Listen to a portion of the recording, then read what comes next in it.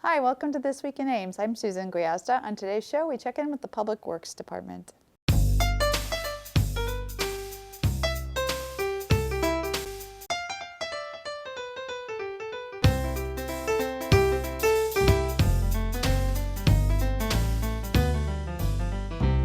My guest today is Justin Clausen, Operations Manager with the City of Ames Public Works Department. Justin, welcome to the show. Thank you, Susan. Well, it's always good to have you check in with us because this is the season that you are really, really busy. Tell me a little bit about what you do as the Operations Manager.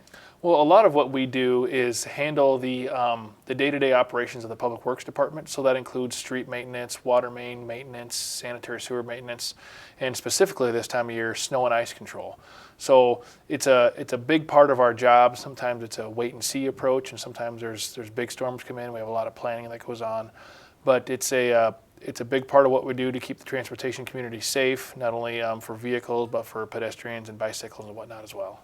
Yeah, well, we kind of had over Thanksgiving sort of the first brush with the first snowfall of the year. It was measurable. It was. We had, I think, almost 7 inches here in Ames, and it was a wet and heavy snow. It was a good test for us to get ready. We knew it was coming, for a couple days in advance there. Started out with some rain and whatnot, so we weren't able to pre-treat the streets. But in all, we were done within, I think, 12 hours of the storm being complete. So we were all cleaned up and off the streets, and then, turned it back over to the public at that time. And that snowfall marked the very first snow ordinance of this winter season. I guess it's not even winter yet, of the late fall season. And the snow ordinance is something that might catch people off guard who haven't lived in communities that have snow ordinance. Tell us a little bit about what that is. Yeah, the snow ordinance is it's an ordinance written by City Council that allows us to restrict parking on certain streets during snow events. So we do this only when there's 2 inches or more accumulation on the streets. What we will do is we will sometimes project that out if we're seeing a large snow event like this first one we had of 7+ inches. We will see that we're going to meet those criteria. We will put the snow ordinance into effect ahead of time to let people get off the streets. But really what it's there for is to allow us to clear the streets quickly and efficiently. It's not there to try to discourage or cause problems for the public. It's there so we can get it done and get out of the way and get moved on. Especially in this first snow, it was really wet and really heavy. And what we had in areas where we don't have a snow ordinance is you get large piles behind vehicles that are parked in the street. Those freeze down, almost become dangerous if people hit them. So it's kind of the reasoning behind the snow ordinance that we can get those vehicles off those streets so we can get them done quickly. Yeah, and of course every street is not a street that's designated a snow route. Those are limited to more of the high traffic streets. They are. A lot of times there are streets that Side buses would run on, or our arterial and some of our collector streets. There are our main thoroughfares throughout town, and we have good maps of those on the website that people can look up. cityofames.org/snow would have a good map for them that they can check. There's also the red and white signs that are posted on all snow ordinance streets as well. Yeah, if you're on a street that has that sign on there, then you know you're on a snow route, and thus when the ordinance is in effect.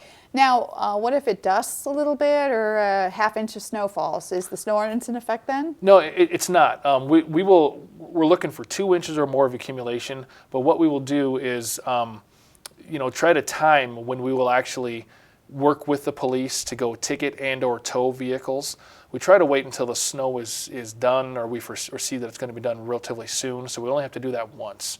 So if your vehicle is on the street, you probably will get a ticket. If more than 2 inches falls. Exactly, if more than 2 inches falls and you're on a snow route. And then there's a good possibility as well that it may get towed out of the way so we can get the streets cleared quickly. So we work with the police department to do that.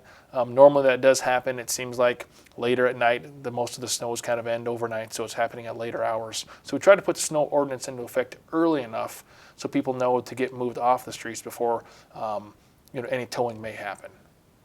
Yeah, and how do you know if the snow ordinance is in effect? One thing you would look on the ground, and if there's 2 inches of snow, you would say to yourself, that snow ordinance is in effect. But say you weren't sure, how would you know? Yeah, we try to broadcast it in a lot of different locations. We use the city's website. We put it on there.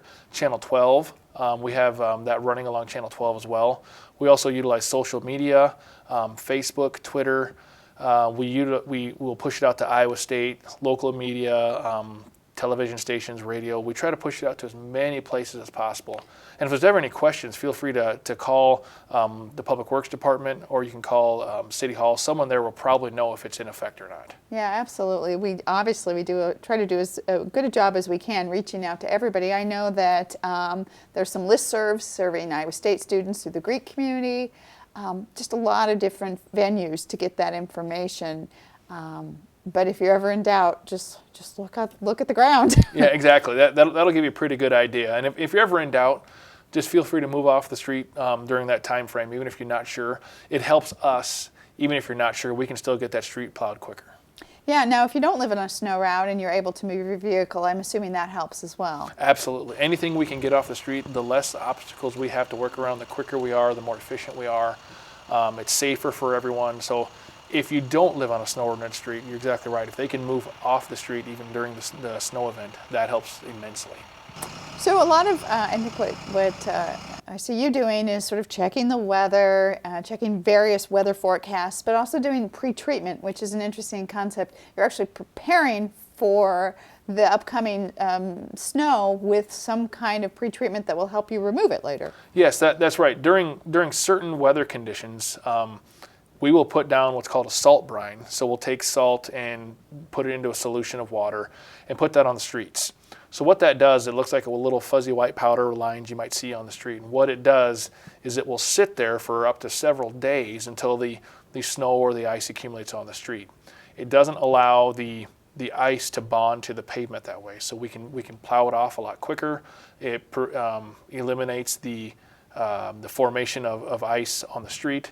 So it's an effective tool, but it's got a narrow temperature range we can use it in, and it's got a narrow weather band. If it's raining ahead of time, it doesn't do us any good because it's going to wash it off. If it's too cold, it doesn't work because salt's not effective at really cold temperatures. But it's a very effective tool in our climate when we have snows, when the temperatures are 20 to 30 degrees. So in addition to streets, they're not the only thing that needs to be cleared when the snow falls. Also, we have shared use paths, and property owners have an obligation with their sidewalks. Yes, that's right.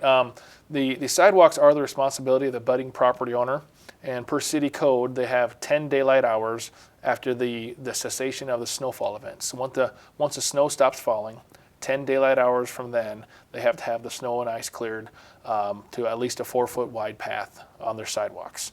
So if they're not cleared, what will happen is someone may see it. It's a safety concern for us, really.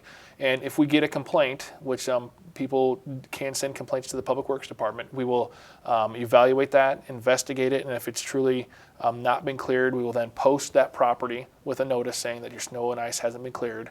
They have 24 hours to remove it.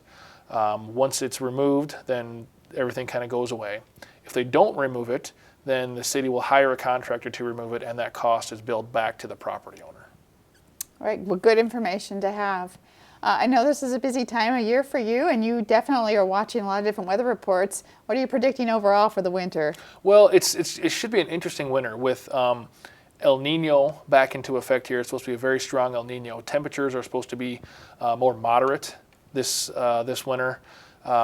Indications are that there will be more precipitation in the fall and early winter, but then in the spring it's supposed to be a little bit drier. So I'm not going to be a weather forecaster, but I'm going to guess we're probably going to have a little bit more precipitation early on, and then it'll be a little bit drier later on as the models kind of indicate. But we'll be prepared either way, whatever happens. Good. Well, busy time of year, and I don't want to keep you, Justin. Thanks for stopping by. Thank you. As we're into the month of December, just remember there are some holiday closings coming up. City Hall will be closed on Thursday, December 24th, and Friday, December 25th. We'll see you back on Monday. Well, that's our show for today. Thanks for watching, and tune in next week for This Week in Ames.